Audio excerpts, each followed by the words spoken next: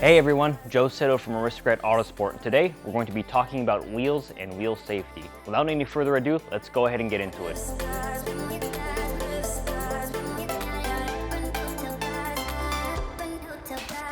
Wheels are a major cosmetic upgrade and can reduce weight compared to your factory wheels in some cases. Some people may, however, choose to ignore that wheels are a structural component with serious consequences if it breaks in a severe manner.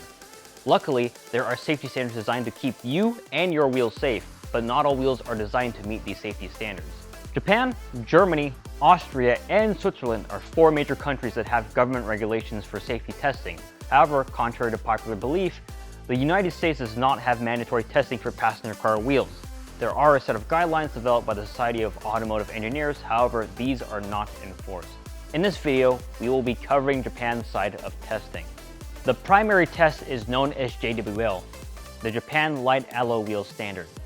All wheels that are manufactured in Japan, have the company be based there, or have wheels be sold commercially in Japan must at a bare minimum pass JWL.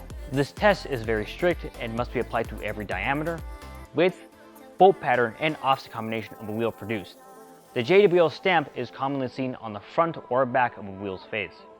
JWL has three main tests it requires in order for a wheel to be marked as compliant. The first test is the impact test, which is designed to test the wheel flange's resistance to cracking in the event it hits road debris or strikes a pothole. A wheel and tire combination is set at a 13-degree angle and has a weight free fall onto the flange from a set height. If there are any cracks, air leaks, or any visible deformation, the wheel fails. The amount of weight and height of the drop is determined via a chart that has the requirements for each wheel. The second test is the rotary fatigue test, which is designed to test the strength of a wheel's PCD area. A wheel's bolt pattern is very important in determining its load rating, and thus this test is crucial in making sure the wheel does not separate from the hub in the event of failure. In this test, the wheel is clamped down at the rear flange while bending forces are applied to the wheel's hub, simulating everyday driving stress. At the end of the test, the wheel is inspected for cracks, deformation, or any loosening of lug nuts. The JWL standard calls for a minimum of 100,000 testing cycles. The last test is the cornering fatigue test, where the integrity of the wheel with the tire mounted is checked. Constant pressure is applied to the wheel and tire combo as the wheel spins against a high pressure roller. This test is designed to simulate hard cornering forces while driving. Once the test concludes, the wheel is inspected for any cracks, deformation, air leaks, and loosening of lug nuts. JWL requires 500,000 cycles of this test. Although JWL is required at a minimum, it is a self-governed test, meaning that a factory must self-certify or sign off that a wheel passes by testing it themselves. In this case, an untrustworthy manufacturer could in fact claim the wheel passes JWL when it in fact does not. To combat this, there is a secondary testing standard known as VIA, which is run by the Vehicle Inspection Association of Japan. This test is the exact same as JWL, except now a governmental agency is conducting the test. If the wheel did not pass JWL, it will 100% not pass VIA's inspection. Wheels that pass this test will have the VIA logo stamped or etched into the wheel.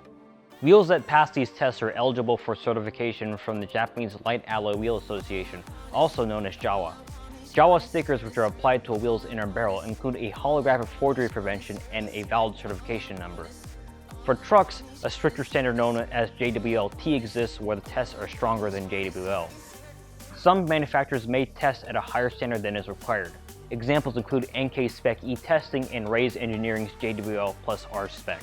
Although it is highly illegal to make JWL VIA markings for wheels that do not pass the appropriate tests, this law is truly only enforceable in Japan. If a non-Japanese company who is manufacturing wheels outside of Japan and has no plans to sell their wheels to Japanese customers, they can freely make illegitimate markings to fool customers into thinking they're buying a safer product than they actually are. If you need to be absolutely sure about the validity and safety of your wheels, buying wheels from companies such as WEDS, Raise Engineering, Work Wheels, and NK ensures that you're buying a product that is safe to use. Hey everyone, thanks so much for watching this week's video. If you enjoyed the video, go ahead and give us a like. If you want to see more content for us, don't forget to hit that subscribe button, and we'll go ahead and see you next time.